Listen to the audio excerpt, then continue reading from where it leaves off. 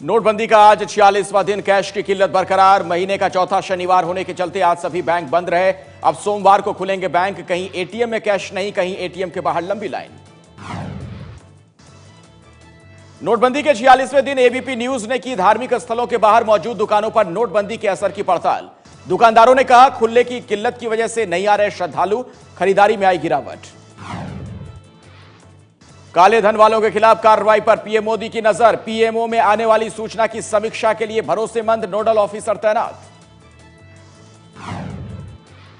जनधन खातों पर आयकर विभाग की कड़ी नजर। सूत्रों के मुताबिक यूपी के 14,000 जनधन खाता धारकों को आईटी ने नोटिस भेजने शुरू कर दिए।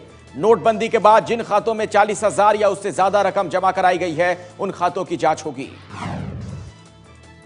यूपी में नोटबंदी के दौरान मारे गए लोगों के परिवारों को अखिलेश सरकार का मरहम। 14 मृतकों के परिवार वालों को दिया 2-2 लाख का मुआवजा। नोटबंदी के विरोध में कांग्रेस का दिल्ली के जंतर मंतर पर पलायन रोको मार्च। कांग्रेस का दावा, नोटबंदी के बाद 48 लाख मजदूर वापस अपने घर लौटे। काले से सफेद के आरोपों में घिरे पद्म भूषण से सम्मानित मुंबई के मशहूर डॉक्टर सुरेश आडवाणी। मुंडे की बेटी के वैद्यनाथ कोऑपरेटिव बैंक की जांच में खुलासा।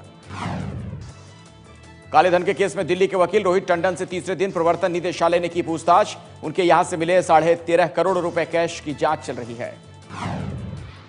दिल्ली के अलकनंदा लॉकर्स पर इनकम टैक्स का छापा। नोटबंदी के दौरान 600 करोड़ का सोना बेचने के सिलसिले में कार्रवाई। केरल के मल्लापुरम में कारोबारी के पास से 37 लाख के नए नोट जब्त। एक और शख्स से 2.5 लाख का कैश बरामद। राजस्थान के जयपुर में आज क्राइम ब्रांच ने एक शख्स के पास से 34,50,000 रुपए जब्त किए। इसमें 30 लाख रुपए के 2-2 हजार के नोट हैं। पश्चिम बंगाल के सिलीगुड़ी में ज्वेलरी शॉप के कर्मचारी के खाते में 1,000 करोड़ रुपए जमा होने का खुलासा। बैंक ने कहा, तकनीकी गड़बड़ी से ऐसा हुआ।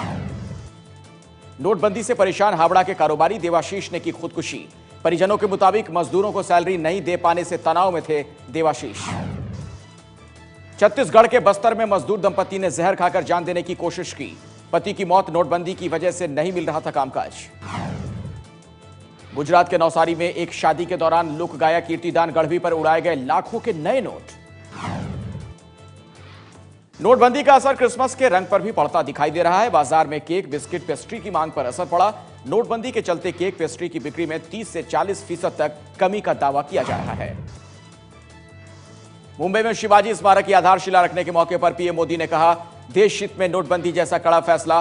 कुछ वक्त का कष्ट लेकिन आगे फायदा। बोले, 50 दिन बाद ईमानदारों की तकलीफ कम होगी, भ्रष्टाचार वालों की तकलीफ बढ़ेगी। हिमाचल प्रदेश के धर्मशाला में राहुल गांधी की रैली। नोटबंदी को लेकर पीएम मोदी पर निशाना साधा। बोले, नोटबंदी से गरीबों को नुकसान, 50 कंपनियों के पिंजरे में कैद हुआ देश। धर्मशाला की रैली में राहुल गांधी ने पीएम मोदी से पूछा, स्विस बैंक की तरफ से दी गई काले धन वालों की लिस्ट संसद में क्यों नहीं रखी गई।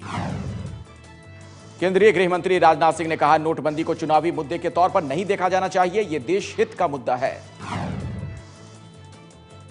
यूपी में 5 नवंबर से शुरू हुई बीजेपी की परिवर्तन यात्रा का लखनऊ में समापन हुआ। आज राजनाथ सिंह बोले, परिवर्तन यात्रा ने यूपी में सफलता के साथ परिवर्तन की नींव रखी। यूपी में बीजेपी की परिवर्तन यात्रा को लेकर मायावती का बीजेपी पर हमला। परिवर्तन यात्रा को बताया ध्यान बांटो यात्रा। कहा, परिवर्तन यात्रा में भाड़े की भीड़ इकट्ठा कर रही।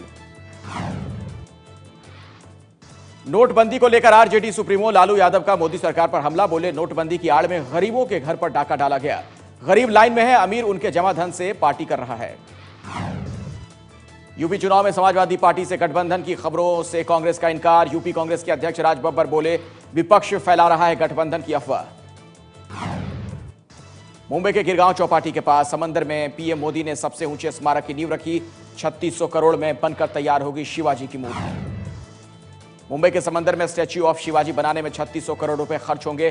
630 फीट ऊंचा दुनिया का सबसे ऊंचा स्मारक होगा। एक साथ 10,000 लोग स्मारक स्थल के दर्शन कर सकेंगे। मुंबई में पीएम मोदी ने 2 मेट्रो कॉरिडोर का शिलान्यास किया। 1,06,000 करोड़ रुपए की परियोजनाओं की आधारशिला रखी। पीएम मोदी कल रेडियो पर मन की बात करेंगे। नोटबंदी के हालात पर चर्चा कर सकते हैं प्रधानमंत्री। इस्लाम के विवादित प्रचारक जाकिर नाइक की संस्था इस्लामिक रिसर्च फाउंडेशन के मैनेजर मंजूर शेख की संदिग्ध मौत। जाकिर की संस्था IRF पर सरकार लगा चुकी है रोक। रिटायरमेंट के बाद बराक ओबामा को भारत में नौकरी का ऑफर। आकांक्षा फाउंडेशन के स्कूली छात्रों ने दिया अपने यहां पढ़ाने का न्योता। यूट्यूब पर वायरल हो रहा है वीडियो।